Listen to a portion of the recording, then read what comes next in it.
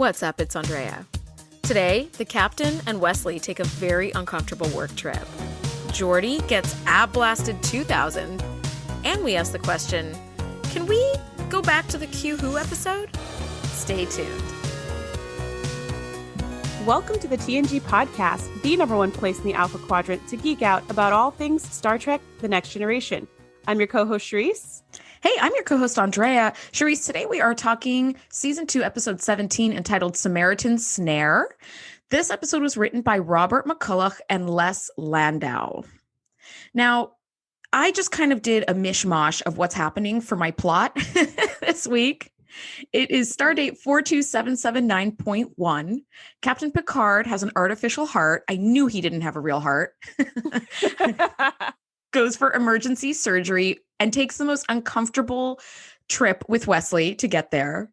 Meanwhile, Geordi is taken hostage by a group of aliens called the Packlids who harvest information and technology from other species. So that's kind of where everything, like the meat of our entire episode happens right there. Do you have any initial thoughts on this episode, Shereese? Yeah, my first thought actually was, I don't remember this episode at all. Like, I have no recollection of this episode ever existing. And I thought as I get into the episode, something's going to be familiar and I'm going to be like, oh yeah. But no, that didn't happen. So it was like watching a totally new episode for you. It was, and it was not great. Oh. It was just not a great episode. I was just like, oof, but it was not as bad as season 1. So I will say that.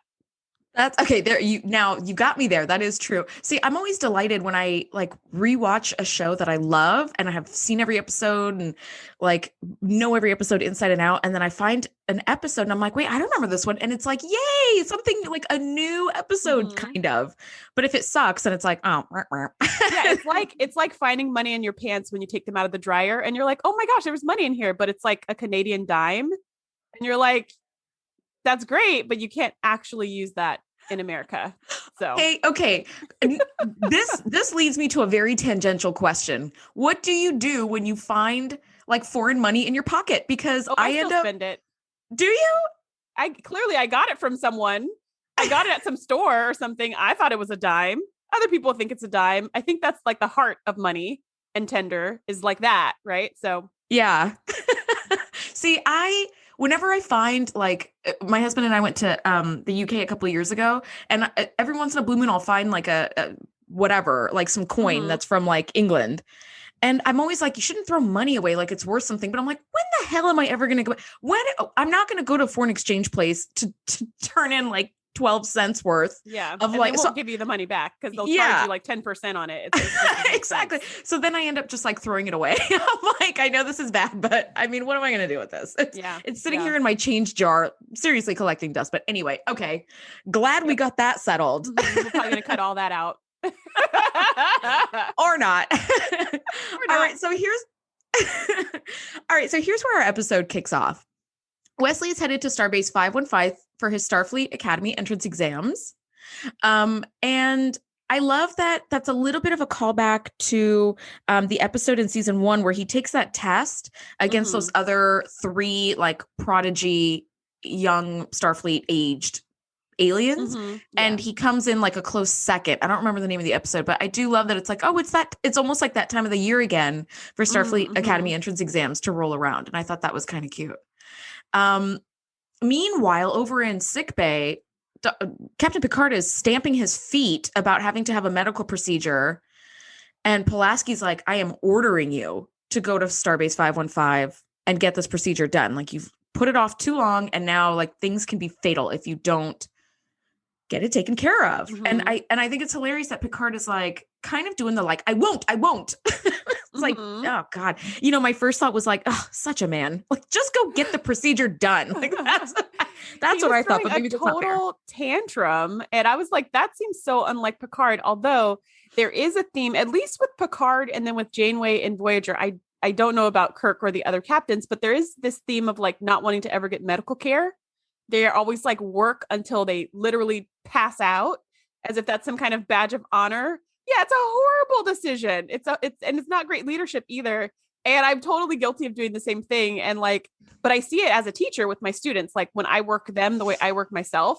And I'm like, ooh, this is not working. Like they're not hanging in there the way that I do. It's not a good look. So I have to kind of adjust my own style. But anyways, he's totally throwing a tantrum. Like, I don't wanna, and you can't make me. And Pulaski's like, oh yes, I can. And he's like, well, Chief fine, Medical then. Officer. Yep. I am ordering you right now. So it's like, fine, I'll go. And you're like, dude, you could literally die. Just get the procedure, man. You know, whenever people wear these like toxic things like a badge of honor, I always just want to be like, how's that going for you?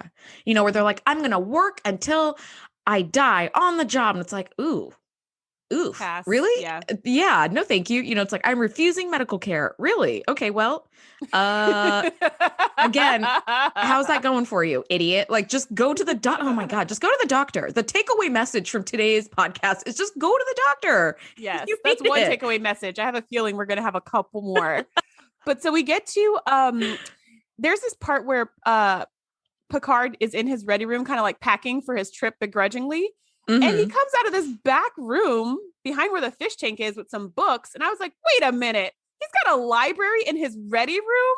Why have we never seen this before? Number one, we know Picard is a baller. Okay. We know he's got like first edition of the like just everything. Yes. First edition, everything dating back from, 385 years ago or whatever. And I love that he doesn't bring it all like on a pad the way that like my husband is a huge bookworm. So he has a Kindle so he can keep his like 50 million books like on his one Kindle and you don't have to like take it on a long, take 5 books on a long flight. But I thought the same thing. I was like, I want to see what's behind there. There's probably like a number of tea sets and first editions of books. Like that's what I'm picturing. I never thought about that. Neither the tea sets nor the fact that he's using physical books and he always reads physical books and he never reads the pads when it comes to books, unless it's like something going on with the plot. So yeah, I didn't think about that. The fact that he always reads physical books and he doesn't read on a pad. And I'm kind of like your husband as well. I read a lot on digital devices just because I don't want to carry around all the books. And I read so much that it gets really ridiculous. Like him packing multiple books. Notice he didn't pack anything else for his trip, by the way. No clothes, no nothing. Right? Just a stack of books. It's a 6-hour trip to Starbase 515 and he's brought 4 books that are like 850 pages a pop. Right. So, okay. So you're more of a Kindle reader. I have tried and failed to get into Kindles. I like the smell of the book. I like turning the pages. Like to me, I feel like it's a little bit more romantic in a way, and I feel that with Picard too. Otherwise he would just, he's reading for the pleasure of reading, not for the like information intake of of reading. You know what I mean? Like he'll do information intake on a pad, but he will read on like his like smelly old parchment books, which like, he just like loves the smell of. Anyway, just before that though, Picard tells Wesley that he'll be accompanying him on the trip to Starbase 515. And I was like, oh my God, that you have this long road trip with a boss you want to impress, but who also doesn't like you. It's like, it just gave me so much anxiety right off the bat. I was like, oh, I would not do well. We see the comeback of Sonia Gomez walking with Geordi to give some kind of some advice as about whatever, like when he's like, and I don't know if this is right this second or if it's a few scenes later, but where Wesley's just like, Picard's coming with me. It's going to be weird. I'm feeling weird about it. And Sonia's just like, it'll be wonderful. Talk about literature, talk about archaeology and all these things. And it's like, that is really helpful. Like, yes. And he's still 16 at this point. It just like, I don't know how much he knows about art and literature and all this stuff. I mean, he is a boy genius, so maybe, but let's all face it. This is going to be an awkward 6 hours. Oh, and an awkward 6 hours back. Yes. Exactly. And we haven't gotten there yet, but Wesley tries to take Sonia Gomez's advice and does it really badly at the beginning. And I'm like, Wesley, no, let me just look away. God damn it. This is so uncomfortable. Anyway, so, I do have a little continuity catch and I was kind of proud of myself for this one. On the bridge, Wesley said he was heading to Shuttle Bay 2 to get the shuttlecraft ready. But as they board the shuttlecraft and prepare for takeoff, there's a giant 3 on the floor of the Shuttle Bay. I was like, uh-oh, they filmed in Shuttle Bay 3 instead of Shuttle Bay 2. Yeah. But I was like, that's a 3. Okay. Yep. They messed it up. That's why you never use Shuttle Bay 3. You never do it. It's not going to match with the writing. You never do it. You know what we really should have seen is a deleted scene of Wesley being like, where are you? And Picard's like, where are you? Like, I'm in the Shuttle Bay. Like, what Shuttle Bay are you in? I'm in Shuttle Bay. Oh, I'm in 3. I'll be right there. I'm really sorry. I'm by the entrance. That's what that would have been like. I would have loved to have seen that. Anyway. All right. So they take off and the Enterprise detects a distress signal and they head over to help. And the ship is called the Mondor, and it's crewed by this new alien race called the Packlids. And I was really excited that we got to see a new alien race, which, by the way, their alien makeup was so incredibly cool and like so unique that in later episodes and seasons, even into like, I think Deep Space Nine, you see Packlids like walking around in the background and you can recognize them because of those like crazy sad eyebrows. And so I did a little deep dive on the creation of the alien look. And initially there was no clear idea of what the Packlids should look like other than they should just like appear as harmless as possible so that they can get away with this ruse that they have. So with that in mind, they only hired, and this was their word, portly actors to give the impression of like Tweedledum and Tweedledee from Lewis Carroll's Through the Looking Glass. That was their basis. Well, yay for portly actors getting some work in Hollywood. Yep. Thank you. So then makeup supervisor Michael Westmore created these like prosthetics all over the actors, intending to like try to make them look whimsical. And the final thing they added were those eyebrows, as Westmore wanted them to look permanently sad. So he kind of wanted them to look just like sad and stupid. Pathetic, yeah. Yeah. And they did an amazing job. And those actors did such an incredible job of like conveying this kind of like, we need to go fast, just very like simple, kind of slow alien race. That really was really, really, really neat. Yeah. Totally harmless. So what I liked about the Packlids when they saw the ship, what I thought was really cool and like such a step up was when they got onto the view screen, you could see all inside of the Packlid bridge or whatever part of the ship that was. You could see even the other crew members working in the background.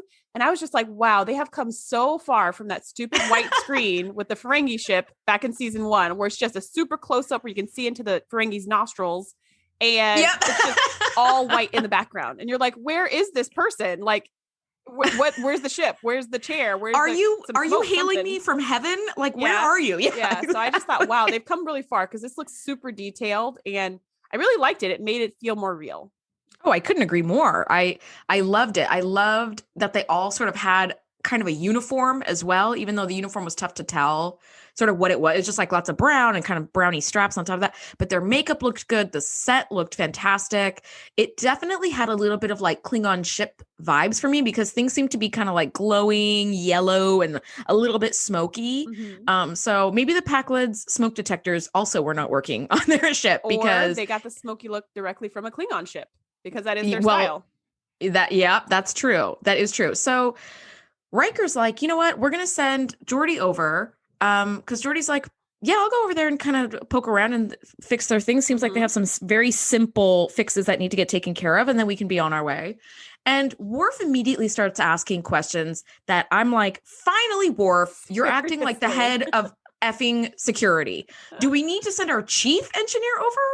Why don't we just send them the parts they need and the information on how to do the repairs themselves? Like, these are some legit questions. Like, we haven't vetted this alien race at all.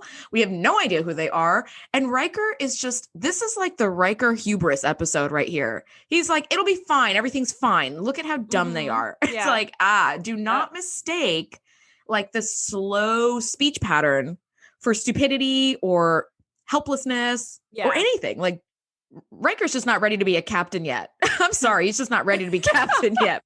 Or he could become a captain and have some hard lessons learned like this, for example. But like, even still, I thought Worf asked some amazing questions. And should we send our chief, even if they do need to send a person because the Packlids can't understand the information and install it themselves? Why would they send the chief engineer? They could send any engineer. They've got a whole science swath of people on the ship. There's like 1,000 people on the ship. Why would they need to send their chief engineer? And then not only could they just send any engineer, they could send some ensign engineers. They could also send like a team of engineers. So that way they could get the repairs done in 10 seconds, like super fast. But instead they're like, Riker's like, I think it's fine. Yeah. And if they need some leadership, we'll just send Picard over. It's just like, no, buddy. Like, oh my God, you're so right. Yeah. Why not send a team? Because they're like, oh, by helping this Packlet ship, it's taking us like far, far out of range from Picard. And that's a problem. Yeah. Exactly. So why not expedite the repairs and just be like, here, we're going to send like 10 people over. And honestly, if you're going to send one engineer over that's going to get, shot, send Sonia Gomez. She never appears ever again anyway. That could have been her end story right there. I'm a little bit of a heartless bitch apparently, but yeah, it would have been sad. She would have just like annoyed the Packlids to death. They would have been like, take her back now. We don't like.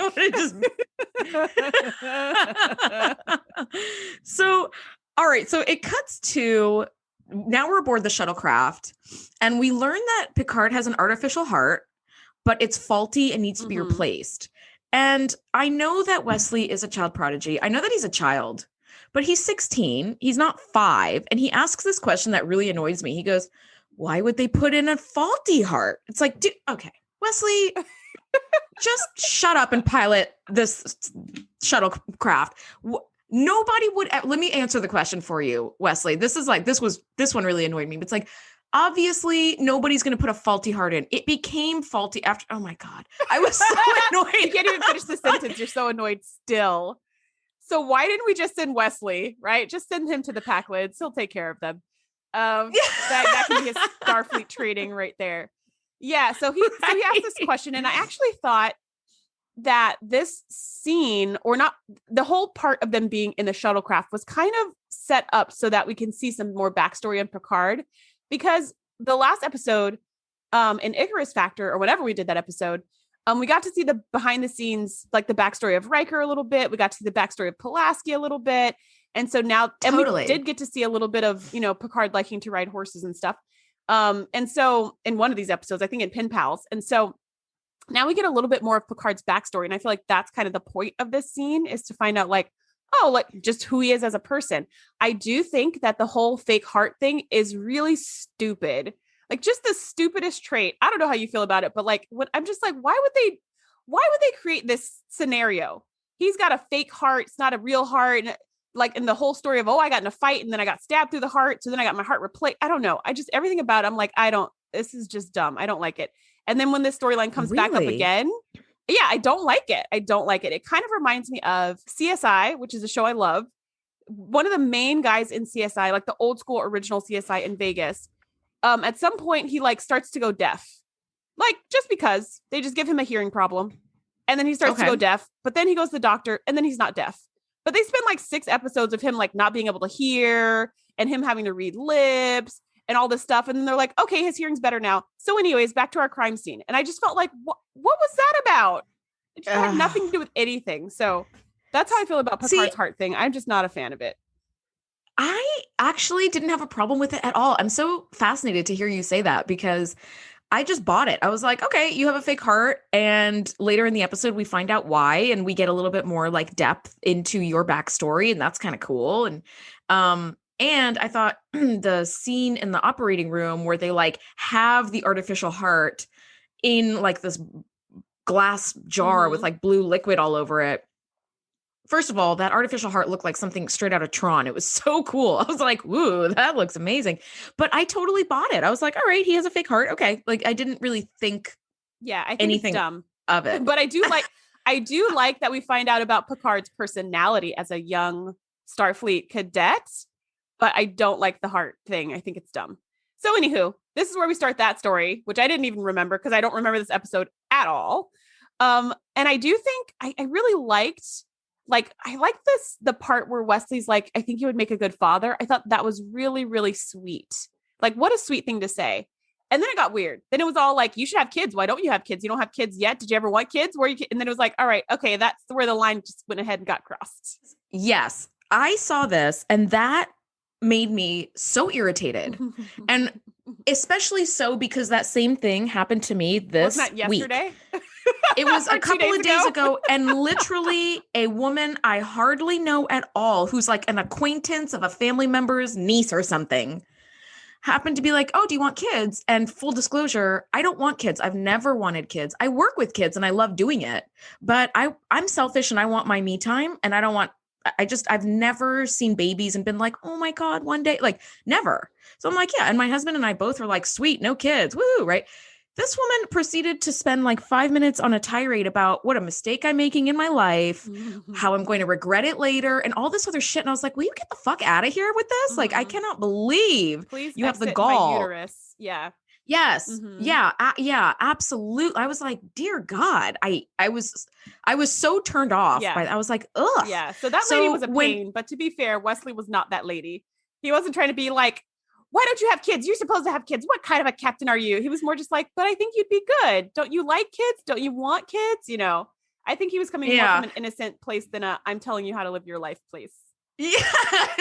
I think. Well, because of that interaction I had this week. Yeah. When I saw that, I was like, Wesley, no. Like I was immediately like angry for Picard. I was like, you don't have to answer any of those questions, Jean-Luc. Don't answer any of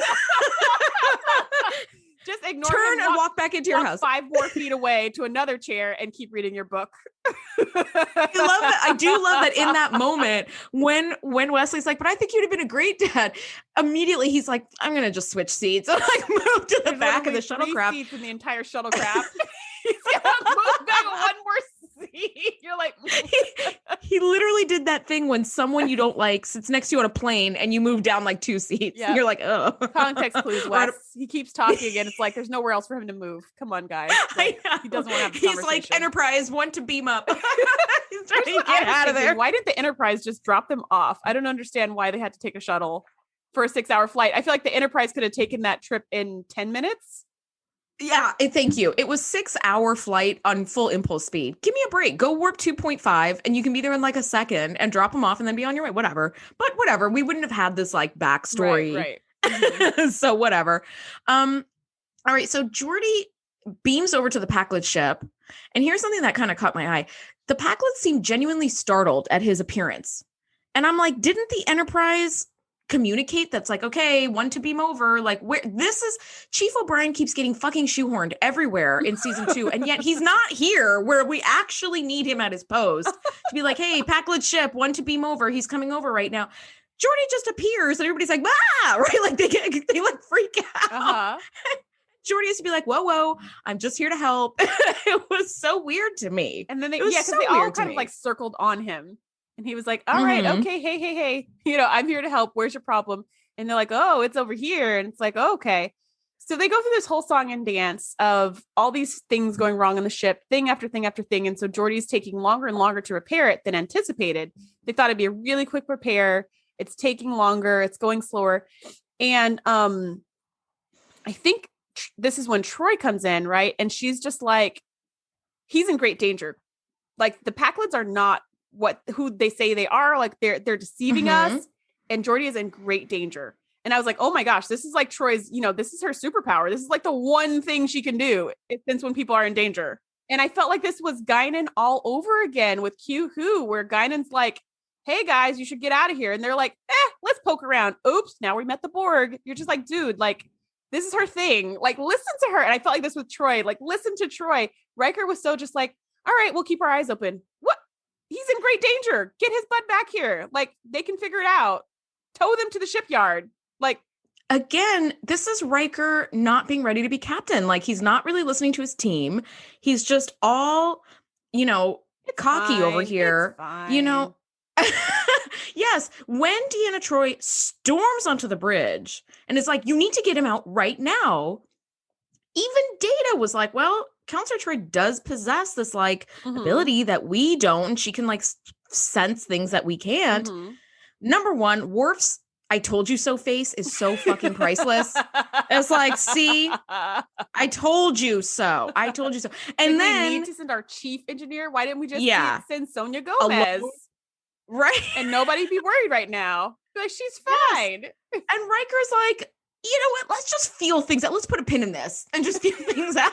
It's like, horrible no, decision. Riker, that was the wrong move. Like, I don't care if Troy stormed on the bridge and said, you need to get him out of there, and you beamed him out, and turns out nothing was amiss. Then literally you have lost nothing. No, and you tractor beam that ship, take him over to Starbase 515, which is where you should have been anyways. Tractor them over to the Starbase. They can get all the help they need at the Starbase, and then they could peace out. Like, this is not a distress signal like they're about to explode. This is like, oh, we just don't know how to make our ship go. Well, we can let somebody else help you with that, not the freaking flagship, right? So anyways, and I'm giving Sonia Gomez such a hard time, but I actually really did like her. And I am bummed that we didn't have a Latina like stick along on the show. However, I'm surprised she didn't get shot in the first episode she was in. So yay her. She made it to a second episode and she didn't get killed. So, yay for that. That is a step up. I got to be honest. That is a step up for most of the minority cast members 100%. On the ship. It's like, oh, here's a minority cast member. Oh, they just died in an electric field. Oh, there's another one. Oh, they got shot in the face by a fucking laser beam. Yeah. Like, there's just another one. Oh, their ship exploded inexplicably. Yeah. So sad. So yeah, anyways, so I was thinking, so fast forward a little bit, Geordi ends up getting shot with his own phaser, which super sucks. Like, you get shot with your own phaser. And I was just thinking to myself, wait a minute, how do the Packlids expect Geordi to play along after kidnapping him? Like, what's their end game here? Like, you're going to do what I say, or else we're going to kill you. And then wasn't the whole point of kidnapping him so he could do what you say? I don't know. It just seemed very circular to me. But I didn't anticipate that they would torture him until he like complied. And I thought, okay, I guess that makes more sense. Yes. Well, number one, since we see that the Packlids are not who they appear to be, they're very sneaky and underhanded, but they still are not very smart. They maybe hadn't thought that whole plan through very well. Because if you kill Geordi, then you've got nothing. Right. If you kill Geordi, that was the whole point. But their entire ship is mashed with every kind of alien in the Alpha Quadrant. So clearly this little technique of theirs, this ruse, is effective of kidnapping somebody and then like torturing them until they comply. And I'm really surprised that the Romulans whipped for this, the Klingons whipped for this. I feel like they'd be like, glorious battle, let's just shoot them out of the sky. Thank you. How the fuck did the Packlids trick the Romulans into anything? That is just not... How did they trick the Romulans? How did they strong arm the Klingons? Like, this makes no sense that people would give into it, that those types of people would give in to the Packlids. But the Federation, I could see them having all kinds of Federation people being like, well, let's just be diplomatic. Like, I could see that happening a lot. But anyways. Well, that moment stood out for me. Poor Geordi. Yeah, he gets shot with his own effing phaser. And he keeps getting shot in the stomach. Poor thing. This whole episode. And I just thought to myself, when Geordi signed up for the Ab Blaster 2000, I don't think this is what he pictured in his mind. He's like, I'm going to get fit. And then, poor Geordi, just getting shot in the stomach left and right. That guy's going to be eating nothing but paste for like 3 weeks if he makes it back. Just getting tossed around like a rag doll, too. Which we've seen poor Geordi do a couple times. If it's not Geordi, it's Worf, right? Those are the two guys getting thrown around. Everybody else is like, we're good. Yeah. I wonder if there's like a really good chiropractor aboard the Enterprise, because these crewmen and women are just getting... For some reason, they thrown... Everybody on the ship wears multiple hats, even though there's like 1,000 people. There's over 1,000 people on the ship. It's probably only 4 people doing jobs. Yep. Yeah, there's only really 4 people doing jobs. Everybody else are kids, I guess. All right, so we're back aboard the shuttlecraft, and Picard and Wesley are having this super awkward conversation. And they're having tea service, which I was like, oh my gosh, the sandwiches have the crust cut off. Yes, they have tea, and although he's drinking coffee from his tea mug, and I was like, what? Yes, that threw me off. From his Boda mug. Yes. So last week or 2 weeks ago, I did share the link to like the Bodum mug that's the classic Picard mug. And we actually did get some love on social media about that, which was pretty cool. So I was thrilled to see that little mug again on the shuttlecraft, and proper sandwiches with the crust cut off, which immediately made me want to I'm such a tea person and such an afternoon tea person. I immediately was like, I need sandwiches and I need to bake some scones immediately. Like, that's what I thought. I was like, hold that thought, you guys, I'll join you via my living room. But they're having this like awkward conversation, and Picard is saying the reason he's going to Starbase 515 for this heart operation is because he doesn't want like his guts to be the topic of Starfleet gossip. And I was like, does HIPAA not exist in the 24th century? I don't think so. I don't understand that at all. Well, so my cousin explained this to me a little bit because he was in the military and he really loves this show because of its parallels with the military.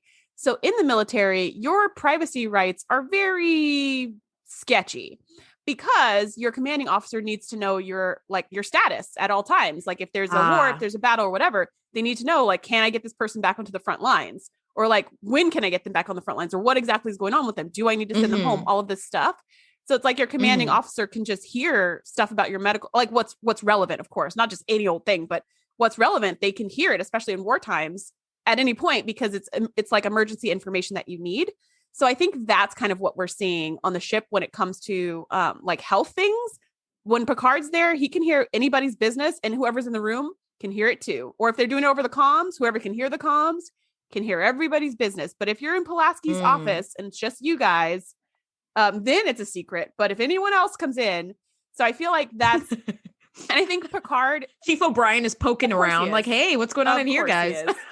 Because he's got nothing else to do on the ship, apparently.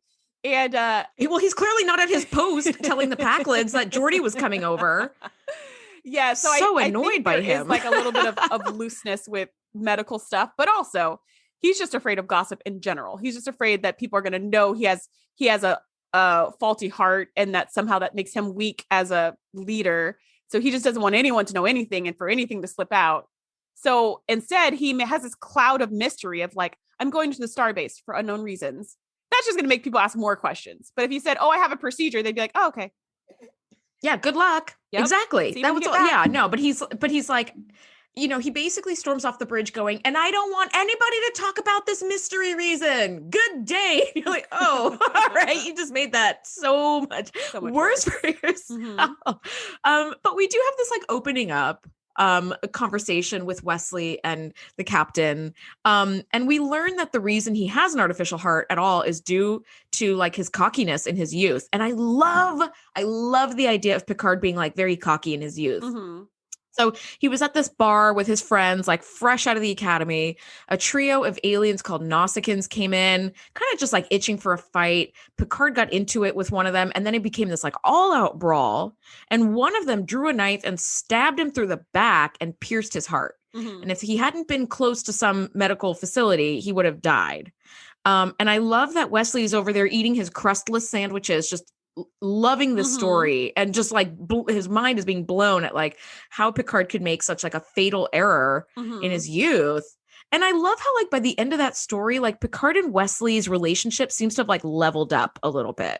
I was like, you know, Picard kind of does the like, have another sandwich. Go ahead. It was a little bit like my Hispanic family when they're like, hello, you look hungry. Let me put some food in front of you, which, you know, I love because I'm never not hungry.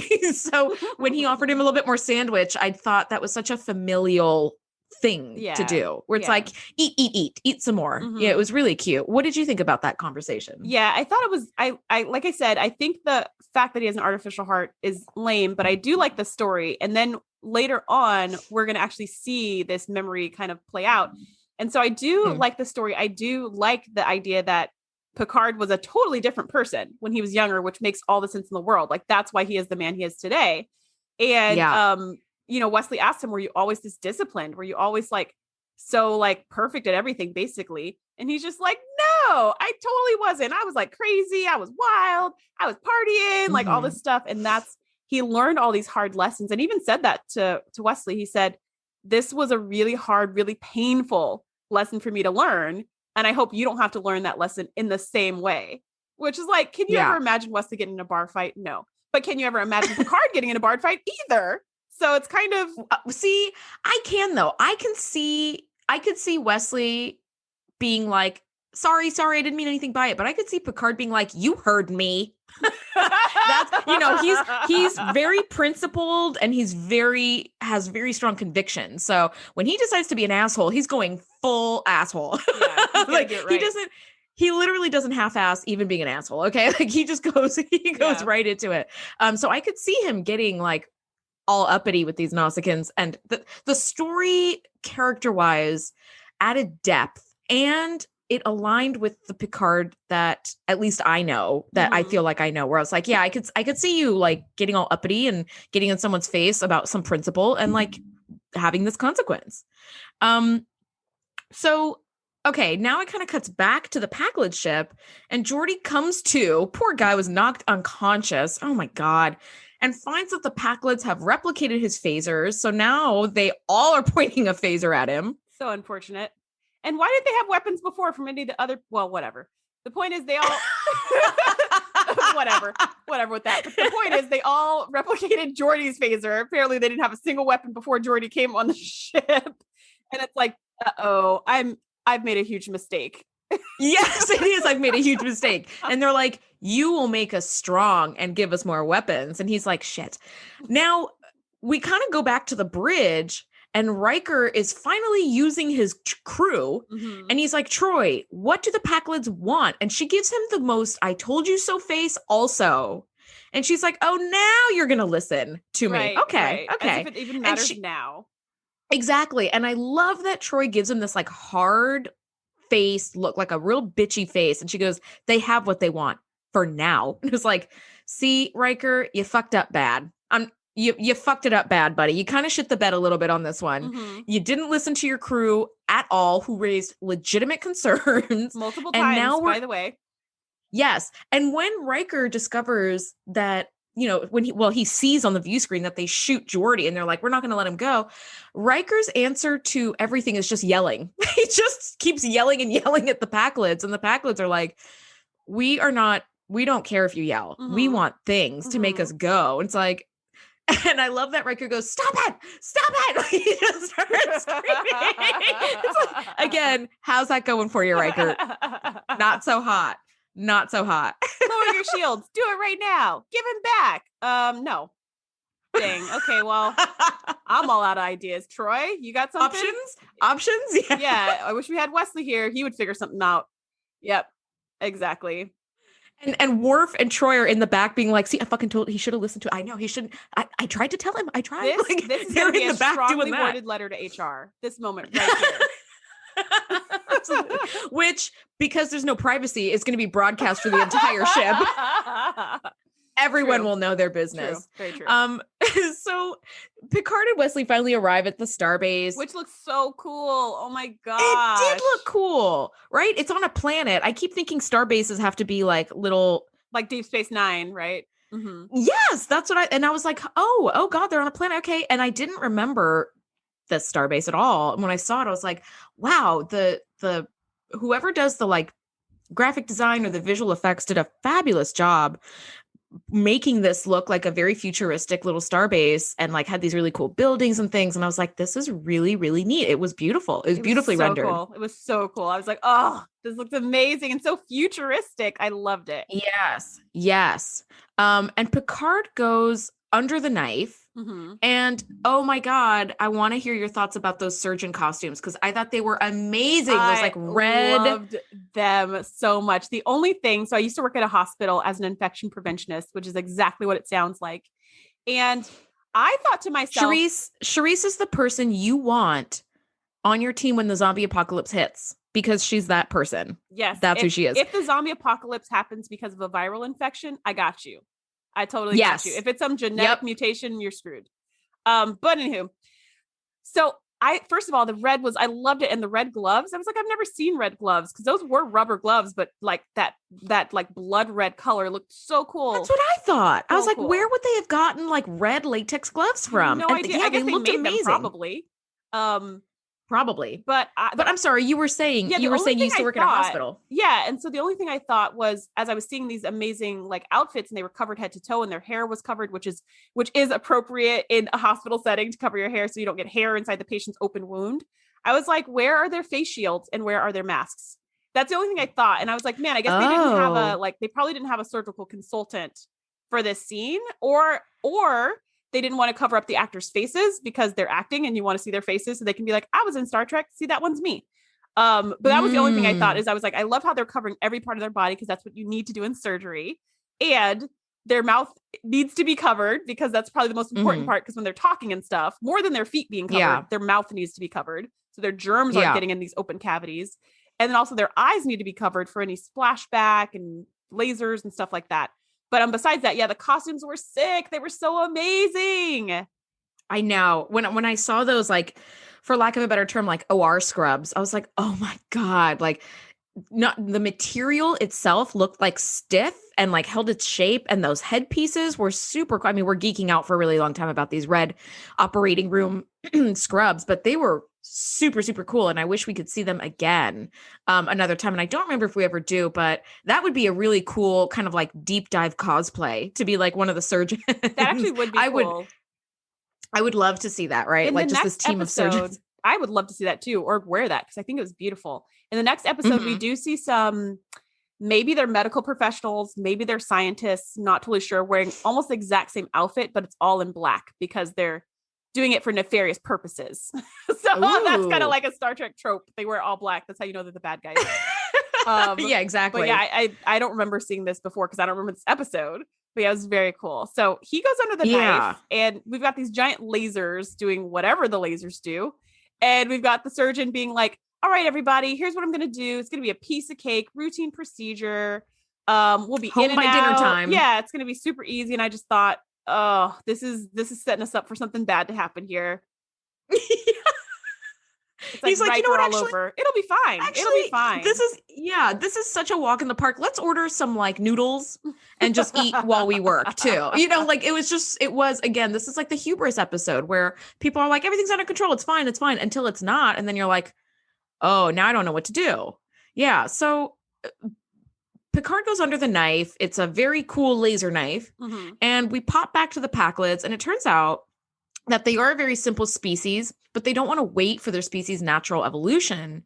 So they have this ruse where they appear helpless and then basically just steal technology that they want from other races. And what they want is the Enterprise's main computer, like to be downloaded onto their ship, which I thought just the sheer amount of data that the Enterprise main computer houses will probably just make your ship explode.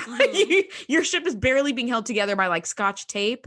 Okay. So I don't know if you can handle all this data, but whatever. What Data found out was that their entire ship is actually amazing. Like it's all state of the art because it's like got all this technology, and that all the stuff that was falling apart was like a pre-scheduled, scientific thing where they were able to like make all the things happen all at once to make Geordi stay longer.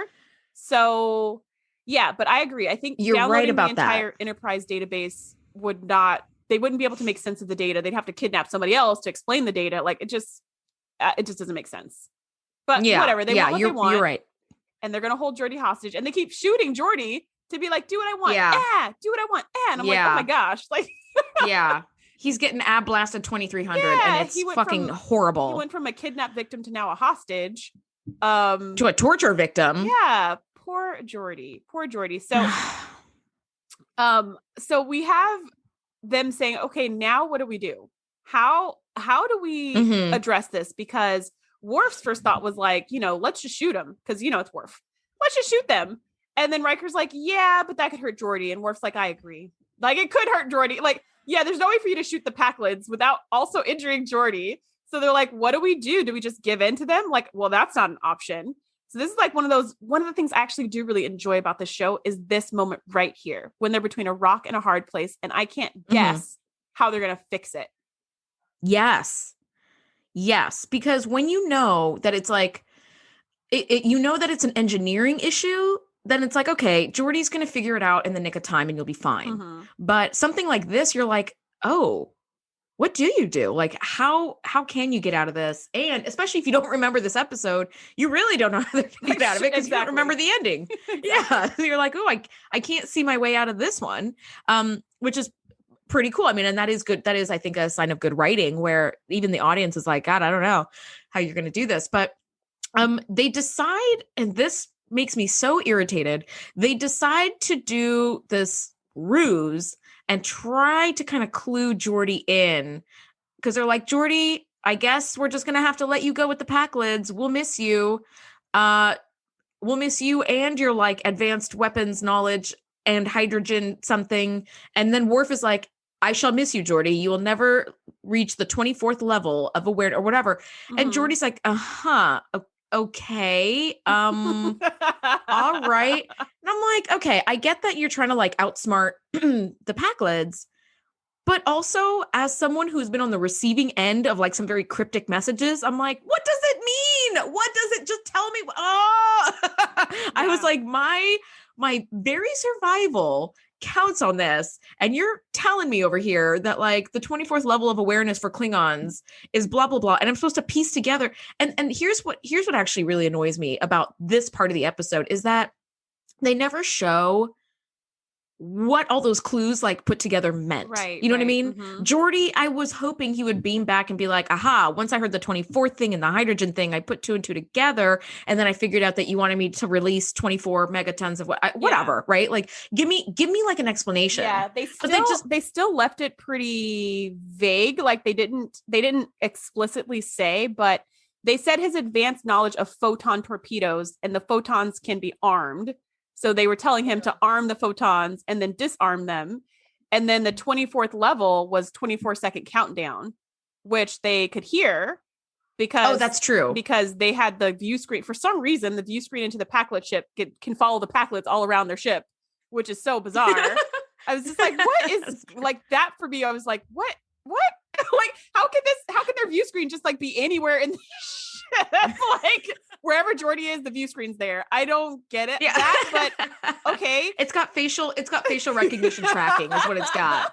Their ship really is more advanced than the Enterprise, I guess.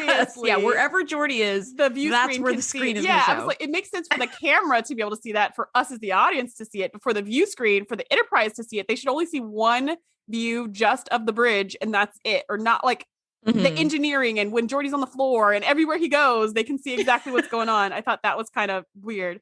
But anyways, yeah, it would have been nice if they kind of explicitly said it, or if the clues were less obtuse. I don't even know if that's the right word, but yeah, if they were less like just vague or a little more specific, just a little whatever. Yeah, it's just a little murky, or even shorter, right? Because I feel like they took a long time to give all these clues. Multiple people chimed in with, "Yes, Geordi, I will miss you because of this. Oh, and Geordi, I will also this. And Geordi," like I felt like it was very long and a lot of clues for them to just like be like, okay, well, I guess you just got the message. Okay. Like, I don't know. It was weird.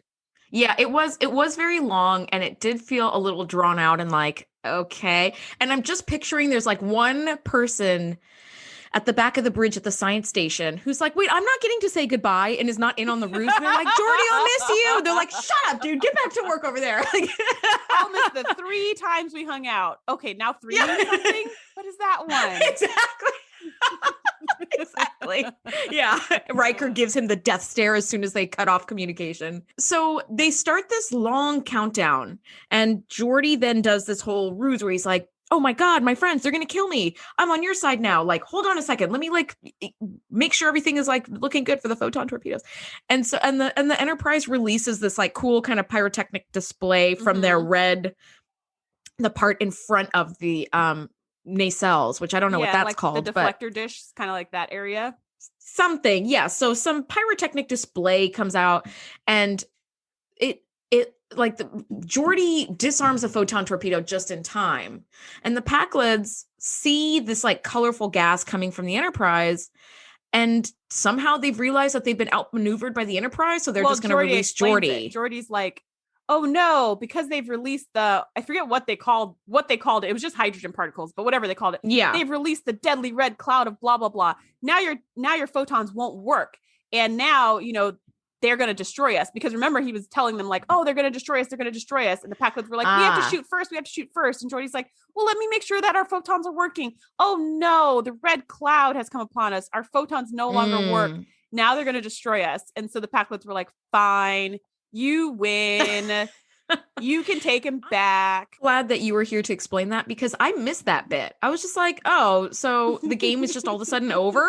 They're like, well, you guys are smarter than us. So here, take your guy back. Like, right. After it all just- this I was time like, of that shooting doesn't- him multiple times to not give him back. poor. Yeah. So Poor that's Geordi. what happened. And they beam Geordi back. But the problem that I have, like, I'm cool with all of that. The problem that I have is when they're like, well, we got Geordi back. Let's head back to the starbase. Wait a minute. What are we doing about these pack lids? These are basically like space pirates. Don't just let them go. Don't let them go. They literally just kidnapped and tortured Geordi. They have no repercussions.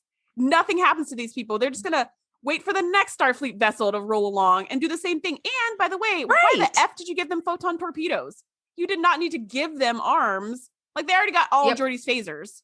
But that can only work if they're in close proximity. Now you've given them photons that they'll kidnap somebody to teach them how to use them. Like, that part bothered me. I was like, I would like some closure on this ship. I don't want them floating around in space anymore. Can you take them back to their people and punish them, or throw them in the brig, something?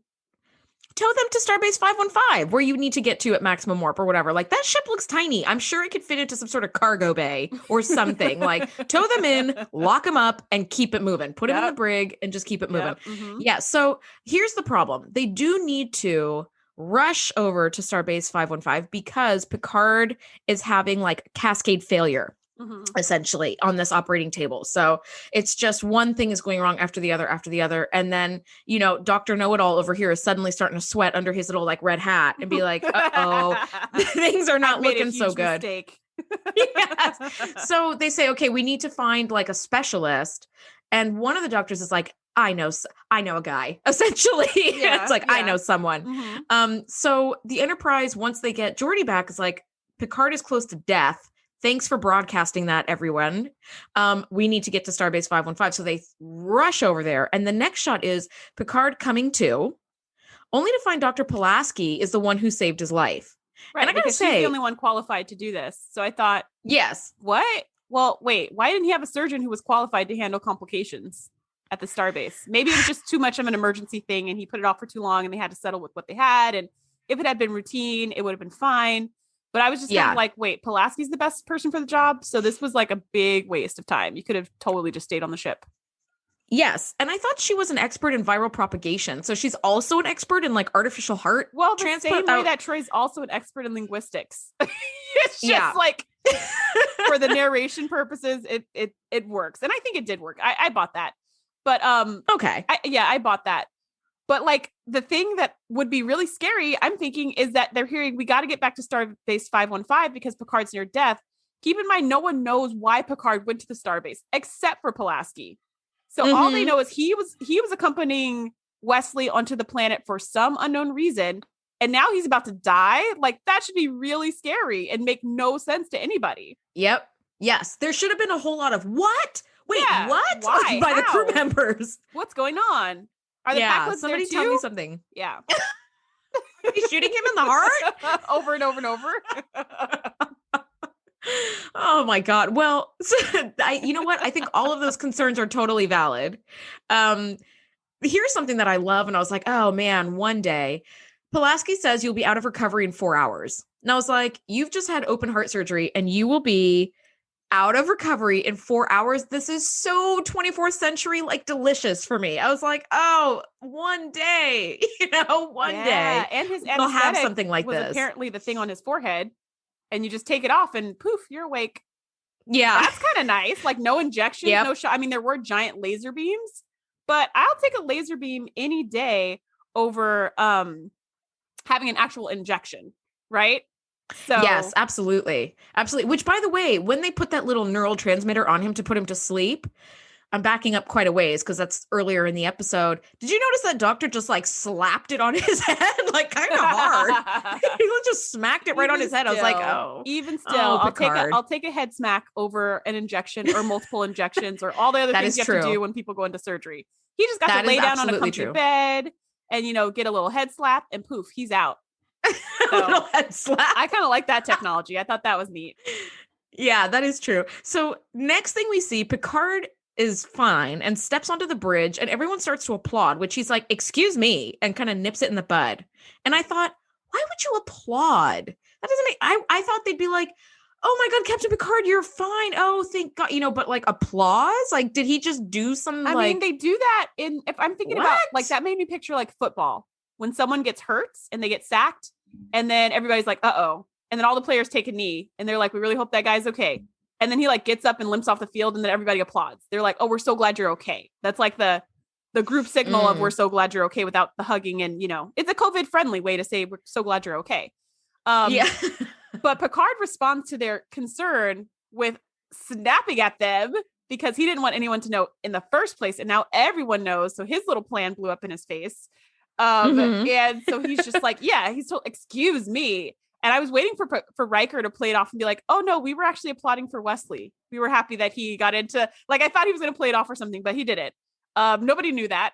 And then Picard's just like, Wesley got in. So on to what we were doing before. It's just like, okay. And I was just like, question, and the pack lids. Anybody? Did we? No? Thank you. Okay. Also, when Picard nips the applause in the bud, which still the applause doesn't make a lot of sense to me, but whatever. Again, there's no like, hey, you seem to have had some adventures, and so have we. Let me fill you in. Mm-hmm. They're like, on to the next starbase. Do. Like, there they went. I was like, wait a minute. Well, they write Geordi their just logs, got fucking kidnapped and tortured. I didn't listen to Troy or Worf.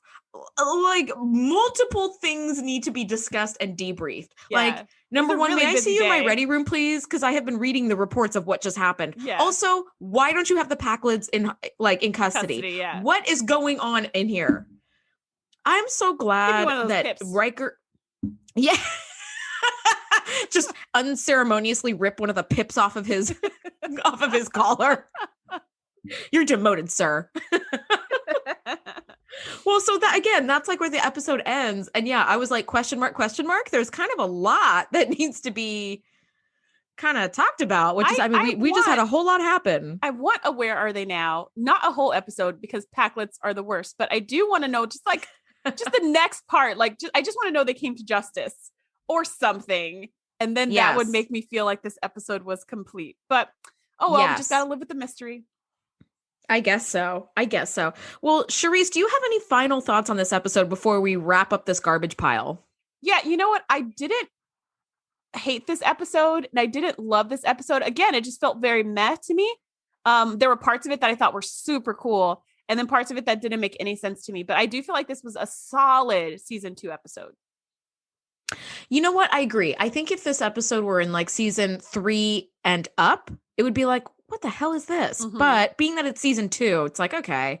So maybe garbage pile isn't quite fair, but yeah, definitely not one of my favorites. I am not keen to like return to the Pack-led episode, but we did get to see a new alien race with very cool alien makeup. They did, Michael Westmore did an absolutely tremendous job. Yeah, he's a genius.